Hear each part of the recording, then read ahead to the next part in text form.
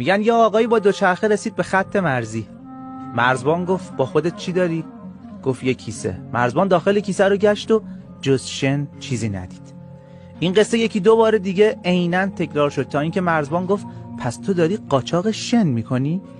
از این به بعد هر بار که مرد با دوچرخه و کیسه شن به مرز میرسید، مرزبان کیسه شن رو روی زمین خالی میکرد و بهش میگفت حالا برو. این قصه 3 سال هر هفته تکرار شد تا اینکه دیگه از مرد خبری نشد. یه روز مرزبان مرد رو داخل شهر دید و بهش گفت تمام اون 3 سال به تو مشکوک بودم ولی هیچ وقت نتونستم مچتو بگیرم. تو چی قاچاق میکردی؟ قاچاقچی لبخندی زد و گفت دوچرخه.